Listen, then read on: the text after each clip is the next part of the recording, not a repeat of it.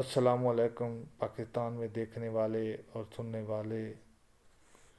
मैं हकीम रफ़ीउल्लाह आपकी खिदमत में हाज़िर हूँ और मेरी तरफ़ से आपको ये दुआ है कि अल्लाह ताला आपको खुश व खुर्म रखे और आपकी सेहत और आपकी ज़िंदगी में इजाफ़ा अता फ़रमाए। और जो भी हमारे मरीज़ हैं अल्लाह ताला इनको जल्दी सेहत और सेहत कामला और आजला अता फ़रमाए। तो मेरा आज का टॉपिक है ज़ियाबीतस। तो मेरे वीडियो देखने से पहले मेरा चैनल सब्सक्राइब कर दीजिएगा और बेल के निशान पर एक उंगली दबाइएगा ताकि मेरी हर आने वाली वीडियो आप तक पहुंचती रहे। ज़ियाबीतस इसकी दो किस्में हैं, ज़ियाबीतस सादा और ज़ियाबीतस शकरी। ये इसके उर्दू नाम है, तिब्बी नाम भी यही है और अंग्रेज़ी नाम डियाबिटिस इंसेप्टिडिस और डियाबिटिस मेल्टिस। तो थोड़ी सी मैं यादाश्त पेश करता चलूँ कि इसको क्यों ज़ियाबीतस कहा जाता है।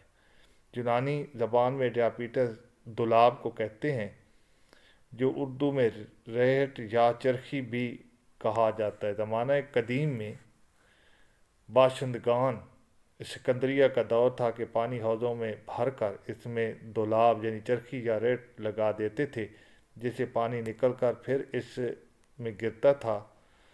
चूँकि इस मर्ज़ में भी शदीद प्यास की वजह से पानी का लोट फेर होता है, यानी बाहर से आता है बाहर ही चला जाता है, इसलिए ज़ियाबीतस कहते हैं। इस मर्ज़ को दवारा और पुरकार भी कहते हैं। इसका मफहूम भी यही है, यानी पानी दौर में रहता है और इधर मरीज़ ने पिया और उधर निकला।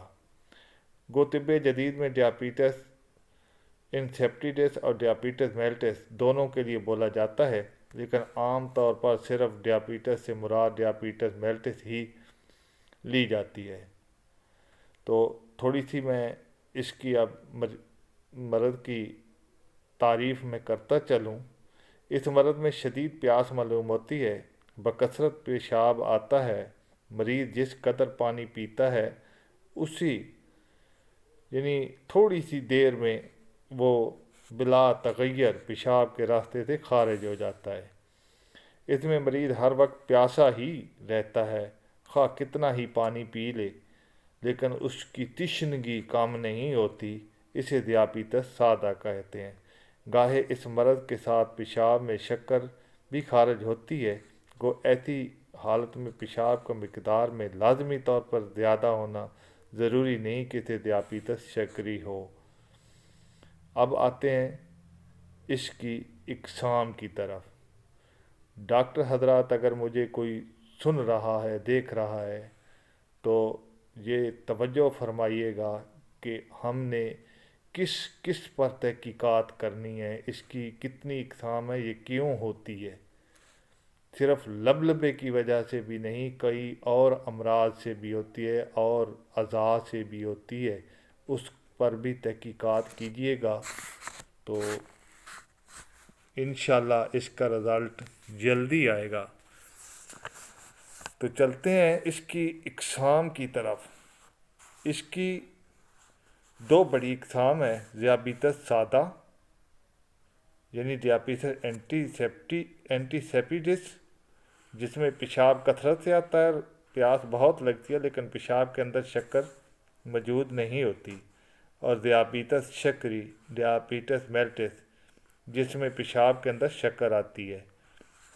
तो इसमें आगे कई इकसाम हैं जिसकी वजह से ये होती है। ज़ियाबीतस मेदी या ग़िज़ाई, जो ग़िज़ा में शक्कर इज़ा की ज़्यादती और आंतों की खराबी से पैदा होती है। दूसरा नंबर है ज़ियाबीतस कब्ज़ी यानी जिगर की खराबी से, जो जिगर की खराबी से ज़ाहिर हो जाती है। यानी अगर जिगर आपका ख़राब है तो ये शुगर भी तकरीबन आ ही जाती है, ये जिगर में स्टोर होती है। تیسرا نمبر ہے ذیابیطس قلبی اور مثانی، جو گردوں اور مثانے کی خرابی سے پیدا ہوتی ہے۔ جب آپ کے گردے خراب ہو رہے ہوتے ہیں تو یہ ساتھ تقریباً ہو جاتی ہے۔ گردے کے مریض شوگر ضرور چیک کروائیے گا۔ حالانکہ یہ کہتے ہیں ڈاکٹر حضرات تو یہ کہتے ہیں کہ شوگر کی وجہ سے گردے خراب ہوئے ہیں، لیکن گردوں کی وجہ سے شوگر ہوتی ہے۔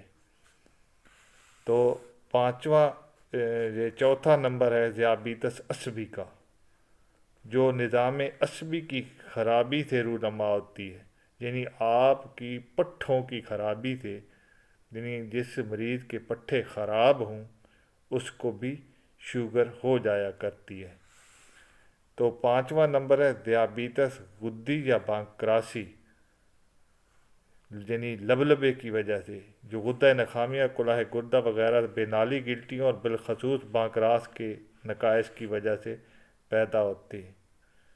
یعنی آپ کا لبلبہ اگر کام نہیں کر رہا تو زیادہ تر یہی ایشو ہوتا ہے کہ آپ شوگر کے مریض ہوں گے۔ تو اپنی شوگر چیک کرائیے گا۔ پھر آتے ہیں اب اس کے اسباب اور ماہیت اقسام کی، یعنی یہ جو قسمیں میں نے بتائی ہیں اس کی اسباب کی طرف آتے ہیں کہ یہ کن کن وجوہات سے ہوتی ہے۔ اس مرض کا باعث یا تو گردوں کا سوء مزاج حاد یعنی گرم، اور اس کے گردوں کی خرابی، نظام عصبی کی معمولی خرابی ہوتی ہے۔ بالعموم ذیابیطس سادہ رونما ہوتا ہے، یا غذا میں شکری اور چربیلے اجزاء کی اس قدر کثرت ہوتی ہے کہ جس میں اس کو اپنی ضروریات سے فاضل سمجھ کر براہ بول خارج کر دیتا ہے۔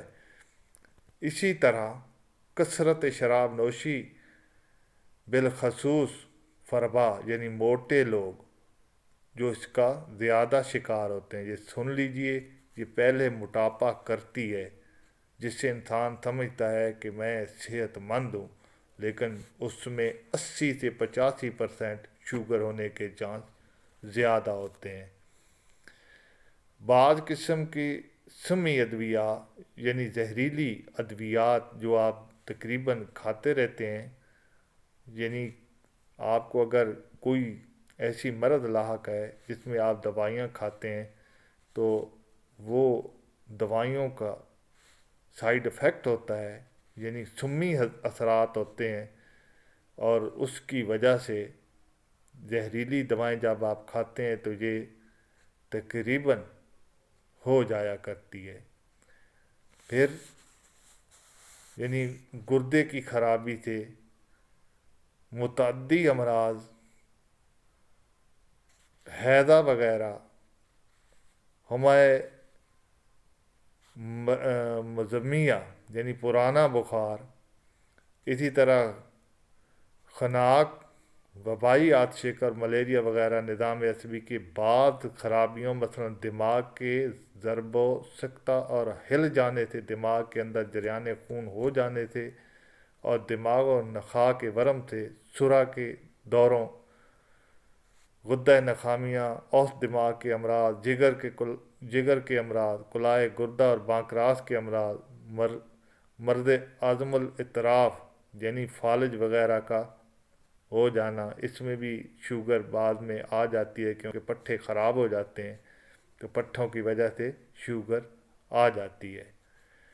اسی طرح رنج و غم، شوگر کا مریض بھی یہ سن لے کہ جوں ہی اس نے کچھ سوچا، یعنی رنج و غم اور فکر و پریشانی میں تھوڑا سا رہا تو شوگر ہائی ہونا شروع ہو جاتی ہے۔ تو ایسے مریض جو سوچتے رہتے ہیں، فکر مند رہتے ہیں، وہ اس مرض کا زیادہ شکار ہوتے ہیں۔ یہ مرض زیادہ تر انگریزوں میں تو زیادہ پائی جاتی ہے، تقریباً امریکہ وغیرہ میں تقریباً ہر دوسرا تیسرا مریض شوگر کا ہے، لیکن ہندوستان، سری لنکا، اٹلی وغیرہ میں بھی اس کے مریض نسبتاً زیادہ پائے جاتے ہیں۔ تو یہاں پاکستان میں بھی اب ماشاءاللہ یہ ترقی مرض اتنا کر چکا ہے کہ ہر 10واں مریض تقریباً شوگر کا ہو رہا ہے۔ اس کی کئی وجوہات ہیں، میں اب یہ وجوہات بھی شیئر کرتا چلوں